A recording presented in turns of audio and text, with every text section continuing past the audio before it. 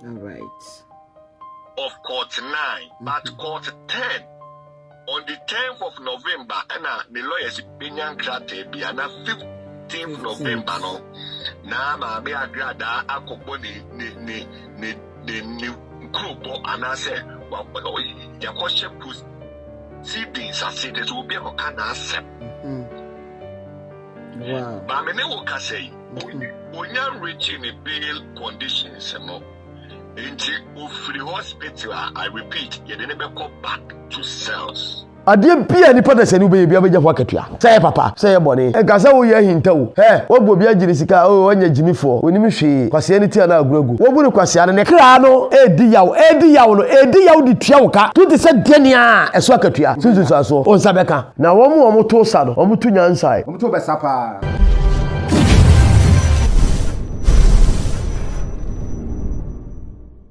Guso ehwe e wona nakasi TV na nakasi TV ye okuma se tafo pankro no bonsuom eho ene ye wo hwehwe na nakasi e kira kwa wo ha adagene ne amane bia yankopo obefa no so na wakuma how no efri ho yade e court bia na nsan ya nto bibia no wo de ba ho a twere ampokwa yankopo ebefa no so na nanom beboa amankunimdie ayodia ama samre anigi aba na ya hwefo ene ye tiefo muguso a busaye na Agradaa asem akusisen and then the accuracy in no yebeka amamuso atibi na samri de na Agradaa ye nyina nim se woye Okomfo na akiri obeye no hosofo na ade ye fita no ka so obeye no tuntumu a enye yie ti wokoye wo ba ye wo wie de obeye nyina na wie de beto mu ane se de no oye a na enya kom de ma enye papa na ka so onya Okomfo na be dedi do free mu no oye no ho nyansani anani ate se afi do akwura so dem aso de so wura ho na adi bone kra twere ampokwa anyankopɔ de bechewo enu nti ode koto aso ho na wie de ba nyina se ya che no na ne nsam no de ye bubuja prempren ka wanya bail mienu kutan se court mienu na ne di nasem nanso conditions e wo ho no ontimi fulfill ti oda so dem na enu na betodwa se sene nsam no esi ba kro ama sofo bi a no mu so ejina ba bia wo gina me ka so gina ba bi wo gina na ye bone anu wo ye no wo mu so ye bie no se wo mu eto chi wo mo den wo mu suro se sambe wo mu to ebitwi wo mu suro se sambe obi ba akobu wo mu din san se de na maame ne ye no a na Ghana fo mpe no a eto te ye no wo mu so bebere aye sa de ne bi twan ye da ye ho aba ye ba sisia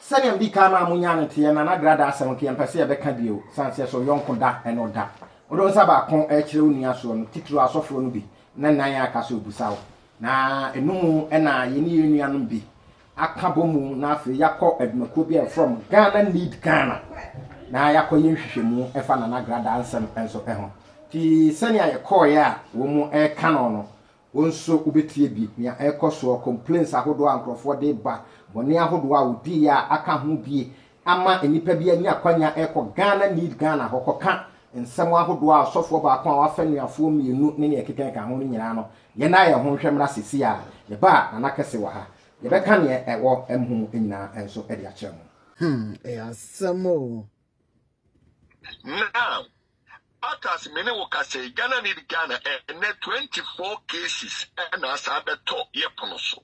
wow. After the 842 no. Yes, after the 842 no. Now if we are to put your finances well and hard worker. One of the areas that says some of them did money transfer. So we are now taking their mobile phones and we are reaching to the telecommunication centers so that they can also trace the numbers transfer. Okay. Because God being so good, most of the chips, the amount for ID card in the register here. And so when we do that, we Ghana, we help the people, we pay for things, then we'll get the person who is the owner of the phone.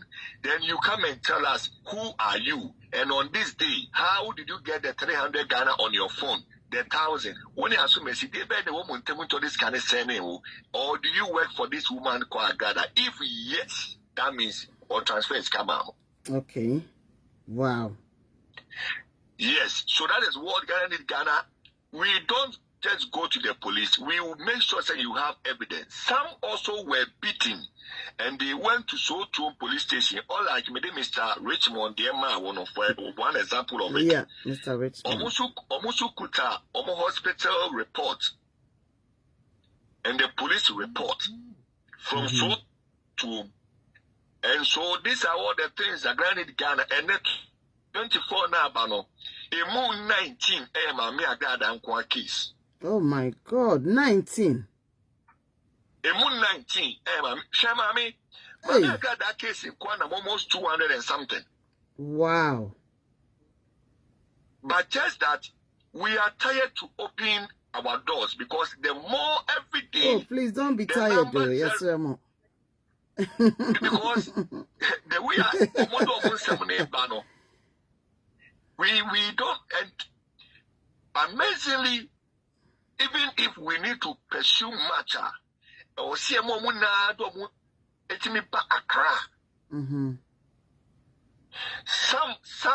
some because of the situation, some we have to bring them from their villages.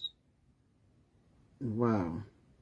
And the problem now, they say, some of the CIDs, so could a case in our own choirs or court or do be court. It is a woody complainant because now CID could case, the next time I told in the panic quad, that means so high hotel manager. Okay. So subscribe to Ghana Update for latest news. But yes, you have fight the power to pursue all the cases there. Mami Agradaa be the Christmas war. Sales. See, about copper, then you'll be the Christmas war sales. Because Beprenuan and Sana, they are waiting for this day. Okay. And every day, almost 0544, 0544 888 431, 0544 888 431, almost free. Na omo na pese omo do masem ba ye mo omo be ko omo so asem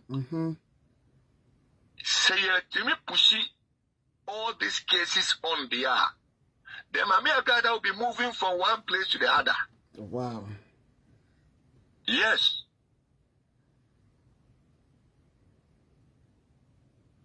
Okay. What Ghana has pursued, anything Yakupon, I must say, Esino. I question for this short time of period, some pastors, 2 pastors called from Kumasi. Wow. Without Yekrano, ye nim say, will be the case about rape, though the person mentioned the pastor's name, but me nim software, no, be also nim. There's a software contact someone. But software a prayer. Okay. I don't know who informed the pastor said, lady now Ghana need Ghana say because Sebi only that will care mu. Oh right. I will no software care mu. But what am I saying? But you see, what we have now, no. The lady, I don't know, but the lady claims say, omo ye video say, obi abe show on the phone so.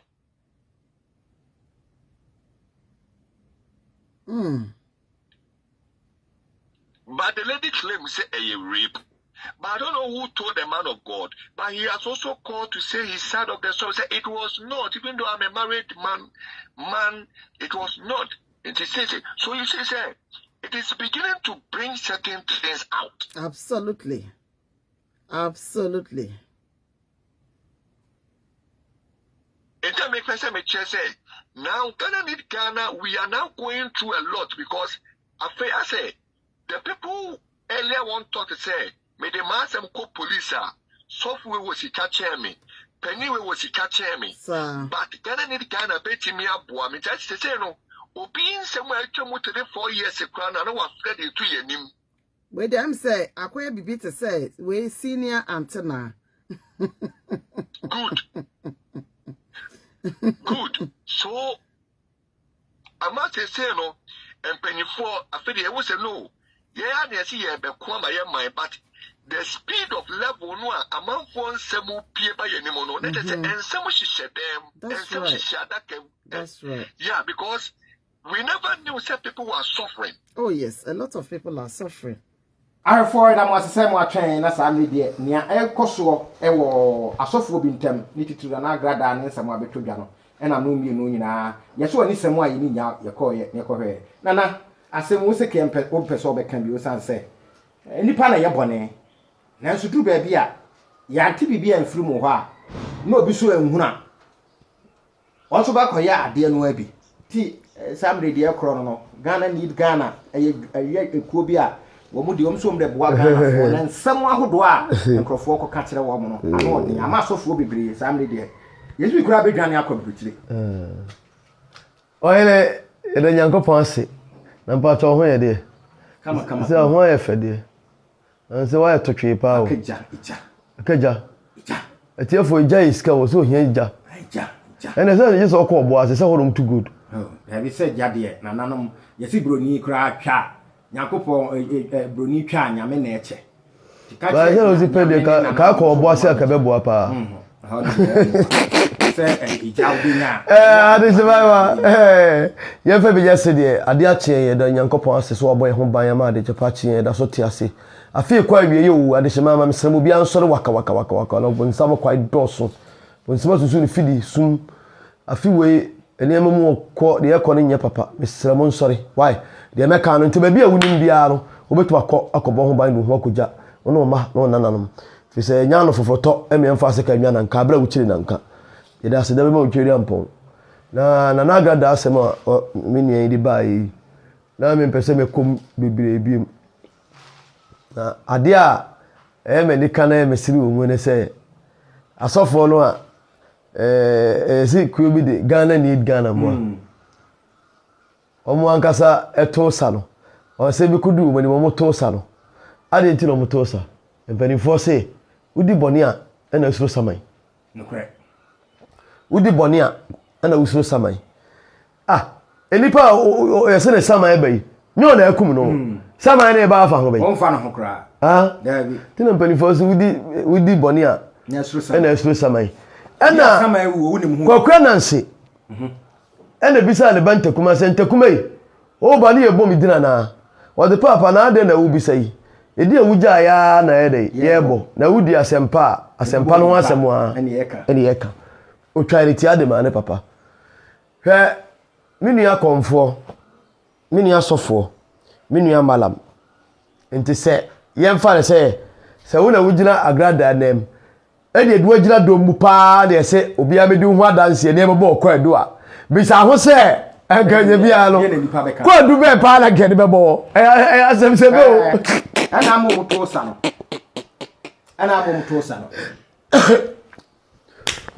mo di Yesu din adada Okomfo ajo mu gold ajo mu sika adada Okomfo num ebi kura timi fa Okomfo yire num fa ni afo mi enu bom Okomfo yire num wona ne beda obi adada obi ajini sika osadi hu atono so me ne oya me keso oya me bodua oya me busum bekum oya me the Bible bodua oya me the one abedum me checherewo na enka nchire obia so onua no hwan yeso oka enka nchire obia onua no ma yekum na yeso oka no ti the cause of flow na we fe akaka na ekwaya yenuanom Okomfo asofo malamfo ebinom enam so pa no ense be hye sumase edutwem tinana obeka se bia Agradaa die abebie kwan papa odi sa adwuma papa akwa bi sister bi ba ma oba ya asema obeka ne se Okomfo bi Okomfo no se obaya ade ama no na wanya aware tie ni yo aware obaya di ama na me na nya onkoto mwoti atrinwi no fanya awale no ma fanya awale ezi ebo na mwoti atrinwi de ne ko para we ne ko fa na hene o de se wonya mwoti atrinwi ni bidia ele je sabi ya ama me bi man ti ya bra beda ha ade saaye obaya ama ni ama no obaya ama ni ama no a ni ba lo ho so no de atua no ane nada ti obaya ama na de enti no de atua no a one na eda no ni hu nsuo no akofa ba na ba o de aya ade na edi amana na ba no sansuo no ba bi gina te se mwoti atrinwi na yere anem hwan kwase asem Turkish ena mpeni for centrekese wahunu wadada oba no sabi wiase nipa e nipa unu oba na apɛ no wabetu aka kyerɛ no uka kyerɛ no wɔte ase ma wa ɛyɛ na komem ɛyɛ na dwene nyɛ sɛ wadwene nyɛ wo de wadwene ekobiti nipa na kɔdaadaa no sɛ ni nyina yi nipa unu oba bi na unu oba bi hyia na apɛ na betu ma mani gye ho ɔpene so ma wa fine wan pene so ma wa anya nto anya ntua ayi ka sa unu oba bi na ase ne pɛ no so mpɛ wa se ka se me so kora me mpɛ me so ohwe na so de fedi ablabla so na de call baby na so call baby engineer oni di pakro ya adua na ohunu oba bi na so pe no o je nchina me mpe o se e kura me mpe bibi kekela me na mola na so di mola na fam so ati ase e kwaya nkrofo di sunsum sam e di bo me se sofu bi na mfofo be se nan wa fa o mu nyina and the door so kra wa fa wo mo no asem ne ba ha o wa fa wo mo no se wa fa na mfo nan na ayonko bi wo mu yiri pa bone sister ne de yonko ba ko aka ekoi o sofu ya de pa yenko jame one ne ko ya sofu no ese obeya ade ama no afi wi akira sofu no so me don no besa na oya no obesa na dwunu omi no sister ne ba no so sofu de na kunturu ho o sofu de na aye o sta de why de sta no de sta ne bi an so de nsa awo na se kakra o ba so do nsa kana se a se ne ho befo de ne ba no so no afo wa afalo sofu de na aye keep cool sister ne ka obesere wu awre ho wa hunu we nyina wakatua kese e wo nyankopon animu a enema ahinta no wo hene nya papa wo mu asabe ekum nipa edi dubone mu apemfo ede hye asore de mu ye di hye ginaye ama yesunsum ye di hye ginaye abusum ofa enema bone a ekoso wiase no menyi twe enyi adoa menyi nam mejeja edoso wa Okomfo bim abonefo ya omu nya Okomfo a omu ye pataku a ye efo odwa ngoma dro ye ho e wa asofo a ye nya asof papa e di nyansa kwale na braba sem ne trekese da nipa sa na wo malamfo ni ko ayi limamfo edimam ni bi obi di na wale sema ko jalo o kama no a na ni ba no so ya ma wade no kura gu limam pa ya ojina puppet so eye Allahu akbar ya ojina puppet so ya ojina ha ilaha illallah no aka limam pa wo oguo bia wade meanwhile ofre no so wo nyame nipa etini ama se hyesuma se ne de we na kofa asema ba na se omo panike omu akuma etunu omu dwane a omu nya hunu hwe omu sa so twen pa timi no Agradaa de ne de ne ncheda nkom bia eyi bia sa eno de ono asabe na katu ese fata ene nyankopon ede ma no fi se wiase de oye ne he de bia won se me no isi abeka me si wiase he utwa kontompo ma asafo ayira oda abonten ena sebe wo yo to abro so a oyi mframa wo yem wate ase ade bia ni pada se ni be bia beja kwa katua say papa say boni enka sa wo ye hinta wo wo gbo bia jiri sika o wanya jimifo oni mi hwe kwase ni ti na agogo wo bu ni kwase ane ne kra no edi yawo no di tua wo ka tu ti se denia eso akatua sunsun so o nsabeka asana akofisi amochen asana ofisi amochen akodu kokwa amochen nsem a na wo nkwase ade a o ti asasi so a wo ye koyero hona bo say yes oloko je eti mesre me nka Agradaa asem no bibiri ono de onyankopon ena dina so twere de ma no so ati a odi din nsem gu asem no eje papa oyene de bia ebesi de na wo ye Okomfo beto akoda do bia jiri sika Okomfo papa untimi nye Mandela untimi nye wo hwe mistake niema bi kura nya yi kura no niema afa nipa ni so no nya bi ni na ko dada obi agiri sika ni sika omo aji nkofo good omo aji nko menim konfo bi a o man bi ba ha man bi free Accra ba ha bleto emu oya be bosom sei enkofo dai odi nyansa kwa agye edai ni nyina afa asofo bi so ra sa na sen ya o di nyansa kwa yo ji obi fie ji obi ka afa okoka osimekum enam se ska o wonti ene mato so a wo mu o di ska to eniema bi edin me pese mebo bi bibre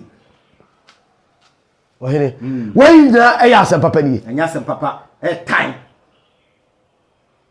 ji obi fie pa o ya rofo so ena no woman bi frame abrochire ono so sofo pa one ne yere ni nua ne one ne yere eye onua agema me ni fie afa ama mutim nya bi betue ni pa papa ti wanyina na santuma no ho pa me dia me ka o da bia me se boni bia be ye bia de obi bia no obetua so ka ansana okofesi kokura moche nti me Agradaa de na me nkom fi se nyankopon no anim na so twe se fata ena ode ma no na wo to sa no wo to nyansai de be to be sa sense enye ngro ho tani ka se dan duru aka oni watemo se dan duru wa ena abehuru wo to be sa pa wo to be sa papa nti me sre me nua no makomfo me nua no malamfo asofo nsa dansa yem yenyai mola work no yenyai kontopori na blaba sem no yenyai nyankopon se no fasi kabla yenyai nyankopon se fa go dubla nyankopon so wadi wi ho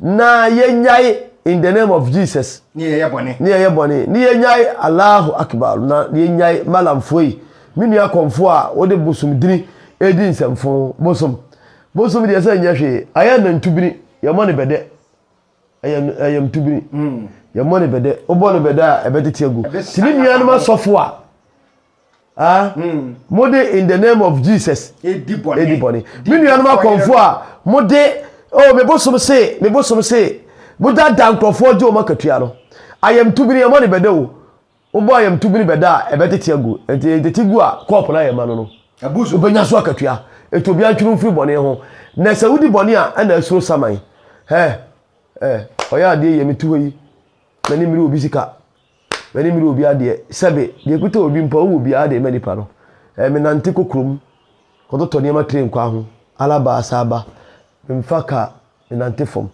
obi su na ma metwodi na chifi se wabu obi ebunu kwasia odi agora ye bebono ye bekuno na ko ba na sei enti mesre mum ye ntwe mfiri bone ho ye ntwe mfiri de entie ho adwuma ye no se wokom na se minu akomfo wudi no kore na abosom ye papapa namo a ofa unya achade kwa unya bibia kwa hwe onipa no odiska kora bechewa wasada wase no wasasere akase nana nyame ma nkwa tentene yaso umpego yi na peka ye motuom enipa no waya ade na ma no odi hu adanse odiska kora sa da chewo no wasere asa da wase Mandela elitina de bia no unya seda na me mayekuto tieni yo odiska bre wo obedasi o edi bi adwaya bo wo obedasi no odiska bre wo no na ni asa ye dai agye ma o wasaso so ye dai ehira wo aka se nana otwedi ampon hira wo nana no ma onye dai enyini nche